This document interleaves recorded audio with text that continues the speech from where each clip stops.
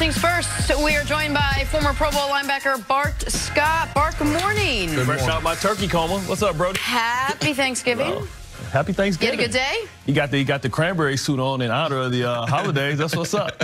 That's what's up. I was like, what is up? That's what's up. I love the cross patterns, though, man. I'm talking about the gingham. We got a little velvet right here. Little we got the Migos skinny jeans. Yeah. Oh, we good. Look at this jeans. I think they're 34 and 36. Like, well, I guess you could you don't have to live anywhere near Green Bay or Minnesota to understand the importance of a Packers-Vikings NFC North showdown. Both teams hovering around 500, hoping to keep their playoff hopes alive. Vikings will lean on Kirk Cousins as they've got the second worst rushing attack in the league, while Aaron Rodgers and the Packers, well, they'll look to avenge their 0-5 road record this season. Here's Aaron Rodgers on turning the season around. It's been a disjointed year at times with our personnel, and then you're trying to fit the ball in spots from time to time. But I gotta trust the progressions. I gotta get the ball to the open guy, and I gotta get us playing a little faster. I mean, the energy and the tempo starts with me in practice in the game, and guys need to feel that even more. So I got to amp up my level during the game and get us playing faster. We can't be having to take timeouts because we're not getting into the huddle and we're not getting out of the huddle. So I got to bring it with the tempo and obviously play like I want to play. I want to play a close to perfect game. All right, Bart, let's break this down a little bit. You look at this Packer team, the way it is right now. What do they need to do at this point to not only win this weekend, but to keep these playoff hopes alive? I think they need to do what they've been doing, just like you said, do the little things, the small things. But they've been running the ball very well. Defensively, they played well. Look at that last game against Seattle. That was a dogfight, and they could have came out on either side. I like the way that they're playing. I like the balance on offense, and I like how say that again, opportunistic. Yeah, opportunistic that defense is as well. I think Minnesota may be in trouble, because they're one-dimensional. They can't run the football, and against Aaron Rodgers, if you can't run the football, one-dimensional, giving them the ball back.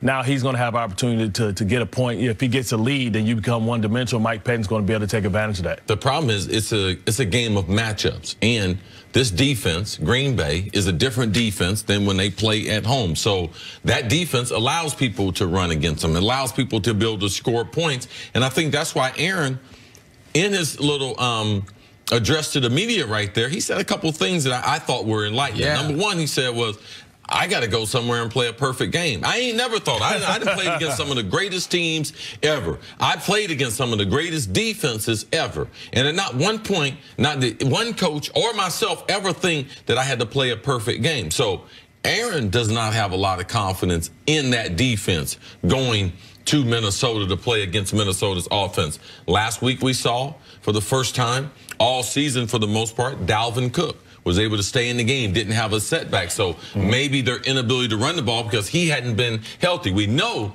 they don't have a strong offensive line, but the lack of productivity from the defensive front for the Packers, I think this is the game that they're able to get Dalvin Cook enough carries where he can potentially get over 100 yards. And if he's able to do that, Kirk Cousins and those wide receivers are going to carve up that second. Because that's where Green Bay struggled. Green Bay, surprisingly, has sacked the opposing quarterback more than, on a percentage basis, any team in football. But they are bottom 6 in the NFL as far as defending the run. You've been able to run on Green Bay all year long.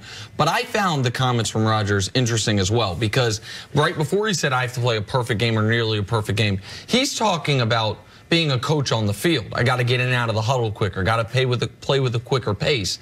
And everything that he said there, while I think it was accurate, it also, to me, further confirms all the reports of a rift between he and McCarthy. When you are saying publicly, oh, how are we going to win? Oh, I've got to be perfect. What do I need to do? I need to make sure that I'm doing the things that is partially... Right. If Kelly gets in your ear and tell you need to make the segment shorter, what is he telling you? Rap, go quick. Yeah, he's telling you you're talking too much. Exactly. And you need to get your information out there a little bit quicker. Exactly. So that was enlightening, because he didn't have to tell us that. That's last week's game. Yeah. He goes back to what the coaches tell us, move forward, i.e. Belichick. Hey, I'm on to Cleveland. I'm on to Cincinnati. Relax. Yeah, he didn't do that. He said, so if I get to play quicker, I can play quicker. Only reason why I can't play quicker is because I'm not getting to play. So that was good insight. But do you like the fact that they're running the ball? You know, when I look at this matchup, I understand what Pettine's going to do. Pettine's going to run blitz them early to try and get them behind the sticks, and they're going to use all their defensive equity to try and double these receivers to make Kirk Cousins beat you. Like, we really crown Kirk Cousins. A lot of times people see the salary, $30 million. He's an Alex Smith-ish type of quarterback. He's not, to me, a franchise quarterback. He was just the next man up. I'm thinking this is the game that exposes that he can't go head-to-head with Aaron Rodgers and beat him in a well, listen, I mean, here's the thing. This team went 13-3 last year. They're 5-4-1 now. They thought they got better. Now, getting better doesn't necessarily mean you duplicate or better last year's record. But there are two, and I know we're going to talk about the other one shortly, but there are two monster games, playoff implications in the NFC this weekend. The 4 teams that are vying for the 2 wild card spots play each other. Vikings play the Packers, and Seattle plays Carolina. Like, for all the heartache the Packers have had this year, if they win this game, they then have the same record as Minnesota with the tiebreaker and are in position to steal one of those playoff spots. I think they can still win the division. I heard you guys talk about Chicago early, but Chicago has a crazy schedule, and the teams that they're fighting for the division, they have to play, right? So I like the Packers' schedule a little better. I think the Falcons could be out of it and starting to rest guys, put guys on IR, which is what happens late in the season when you have a disappointing season. You know, the big matchup is against, Chicago. They're going to destroy the Jets. They're going to destroy the Lions. They're going to beat Arizona. They're going to beat the Falcons. Exactly. So I think they have the clearest path. I think what gets caught up is that tie game. But, as long as you don't get to 6 losses, now pretty much that's 10-6. I think that'll win the division. Mitch Trubisky, I mean, listen, that game yesterday was tight, too. Write it down, man. I guarantee you, I tell you that the Packers are going to win the division. Oh, wow. That's a tall. I don't know if these two, or I would write off the Bears as quickly as that. These two we can put something on that, too.